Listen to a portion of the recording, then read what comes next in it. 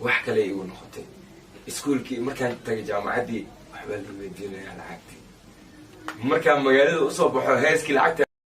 waa kuma fanaanka King Arash maxay tahay sababta gaarka ah ee fanka oo dhinacyo badan uu kaga doortay qaadista heesaha raabka ah?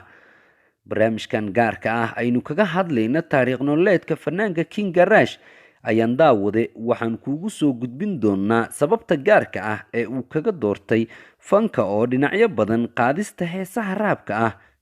fanaanka King Arash riyadii iyo rajadii fanka uu ka lahaa ma u rumowday. magaciisa waa Carafaad Axmed, badi dadka waxay u garanayaan King Arash.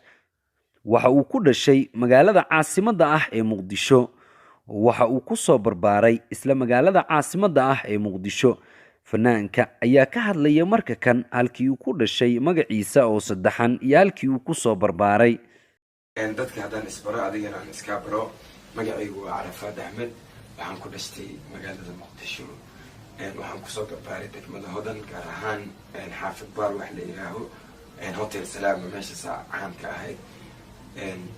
dad badan oo waxaa jira noloshaan isla soo wada qaadanay oo haddana aan is arkin, aan kala lunay, kuwa dhintay, kuwa dhoofay, kuwa badan. maxay tahay sababta gaarka ah ee uu ula baxay magaca King Arash isaga oo magaciisa saxda ah uu yahay Carafaad Axmed?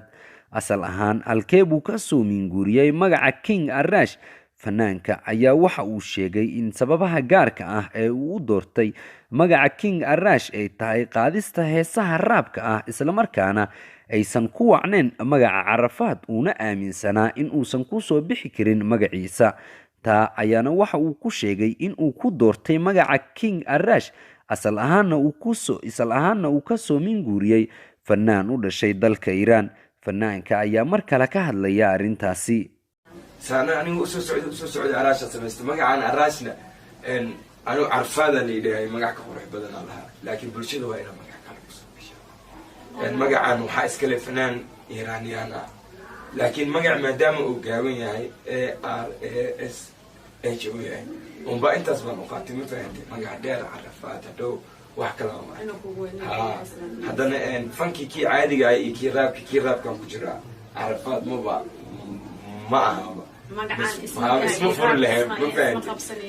كين Arash ما شاء الله ويهرجلي سومالدين waxay ugu dirtay boqorkii raabka xilkoodii kaalintoodii weli sidii ugu hayo juhdi dadaalkina ugu jiraan diyaar ah. Carafaad Axmed alfanaan King Arash waxbarashadiisii hoose, dhexe iyo sare waxa uu ku qaatay dugsiga Sheekh Yuusuf Al-Kawnayn.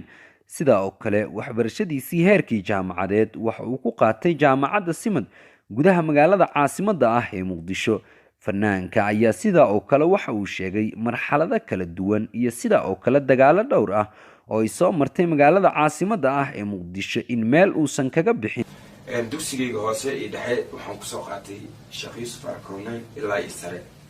Sheekh Yuusuf Al-Kawnayn aan ku soo qaatay muddo kadib markii ay magaalada ay si kala noqotay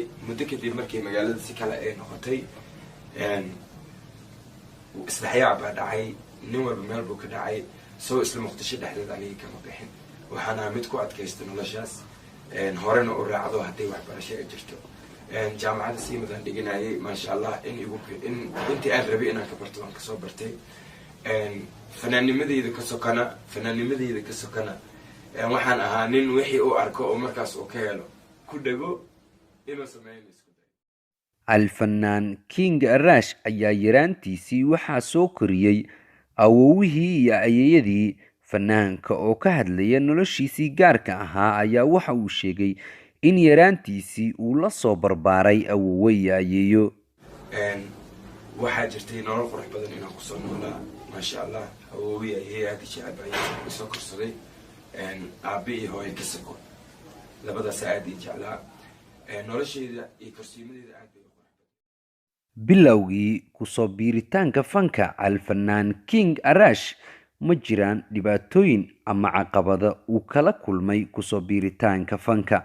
fanaanka ayaa waxa uu sheegay kusoo biiritaankii masraxiisii fanka inay jiraan dhibaatooyin aad u fara badan. waxaana xusid mudan in fanaan King Arash asal ahaan uu ka soo jeedo qoys faneed, haddaba maxay tahay dhibaatooyinka ama caqabadaha gaarka ah ee uu kala kulmay kusoo biiritaanka fanka?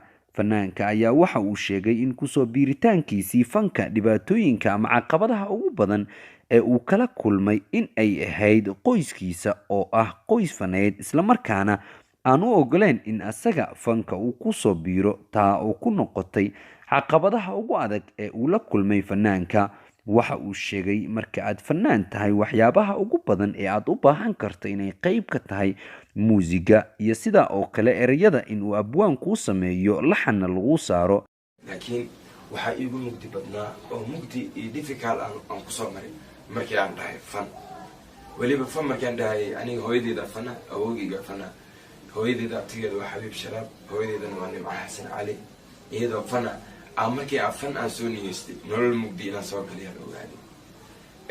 hooyadeydii xitaa aniga fan iima ogola, qof fan uu cunugiisa u ogol male hadduu asiga ku jiro xitaa.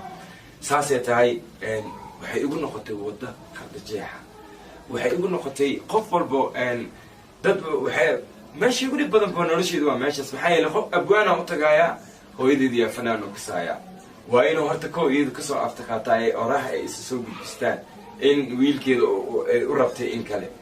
so dhinacaasna inuu aado ma rabo qofkii, inuu wax ii sameeyo inuu rabaa. muusikiistiina sidoo kale, kii laxanka sameynaya sidoo kale. cod qaleel un baan la ordi jiray.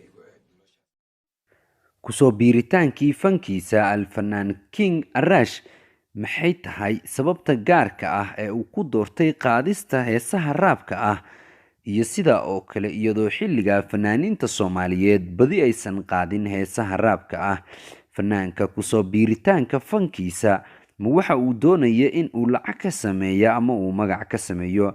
Alfanaan King Arash ayaa ka jawaab celiyay su'aalaha.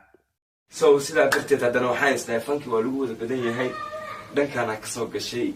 hadda dhinac ugu baxdo oo raab ama wax kale aad raadiso say u aragtaa arashaantaada. so waxaan aad u dhegeysan jiray heesaha raabka, aad u fiirsan jiray. waaba ka baxay meeshii waddadii aan ku socday, waddo kalaan tagay. so ilaahay wuxuu qadaray boqorka raabka muqdisho. waaw dadkiina naha, laakiin intaas magac aniga iguma filnaa weli taagina. uma soo galin inaan ku noolaado fanka. magac bisaan usoo galay, lacag xitaa uma soo galin. ma fahanti?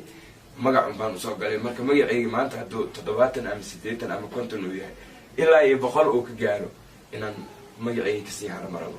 maxaa yeele magaca sida lagu suubsado way fududahay, laakiin sida lagu haysto aad bay. darteed haddana waxaan isnahay fanki waa lagu wada badan yahay, dhankaana kasoo gashay. hadda dhinac ugu baxdo oo raab ama wax kale aad raadiso say u aragtaa arashaantaada. so waxaan aad u dhegeysan jiray heesaha raabka, aad u fiirsan jiray. waaba ka baxay meeshii waddadii aan ku socday, waddo kalaan tagay. so ilaahay wuxuu qadaray boqorka raabka. Waa fanaan guud ahaan aad looga dhageystay heesihiisa geyiga Soomaaliyeed. Alfanaan King Arash waa fanaan dhalinyaradu ay aad u jeceshahay. haddaba maxay tahay sirta ka dambeysa in heerka uu gaaro alfanaan King Arash, isaga oo kusoo biiritaankii dhanka fankiisa dhibaatooyin dhowr ah uu ka soo maray?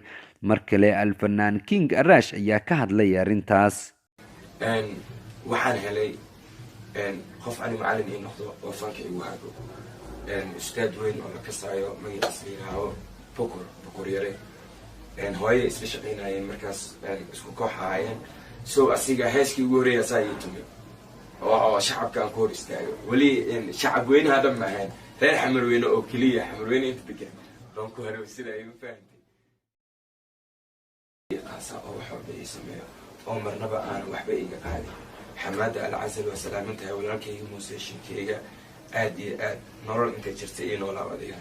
ninkaasaa aad iyo aad fankeyga ugu soo dadaalay inta dambe. so waxaan rabo ii sameeyey. anigana waa iga yaryahay. so laakiin aniga maadaama aan heesaayo, asigana muusikiista ilaahay iga dhigay, saaxiibkaygana waaye. ma fahantay? wax walba way ii suurtagaleen markaas. Carfaad Axmed ama alfanaan King Arash waxaa jira heeso dhowr ah oo uu bedelay, haba ugu badnaatee heesaha uu leeyahay fanaanka Diamond. sidee bay ugu suurto gashay bedelitaanka heesahaas? sida oo kale yaa ku gacan siiyey in alfanaan King Arash heesahaas uu bedelo? mar kale fanaanka ayaa ka hadlaya arrimaha iyo arrimo kale oo dhowr ah oo ku saabsan qaabka iyo sida oo kale hanaanka uu ku bedelo heesaha dhowrka ah ay qaadaan fanaaniinta aanan ku haysin afka Soomaaliga. andan markii heesaha caadiga aan rabo asaa ii tumaayay markii heesaha ina diamond ii soo qaadeen oo kale inaan bedelo markaan rabane oo copyright hees ay iga xiran tahay heeskii inkastoo 100% sidii uusan ka dhigi karin laakiin 98-99 waa ka helay oo ii tumaayay ma fahanteen so inta kalena beedad aan soo dejiyay iyo waxyaabo saas oo kala shacabka markaa isbaranaysiin waa inaad lacag isku baratiin ama tawada ha noqoto ama taada ha noqoto soo teedan isku baraayay hagaag daawade gun iyo gabangabadii ayaan isla soo gaarnay barnaamijka guud ahaanna halkaa ayaan kusoo afmeerayaa daawade barnaamijkii gaarka ahaa aynu kaga hadlaynay taariikh nololeedka alfanaan King Arash.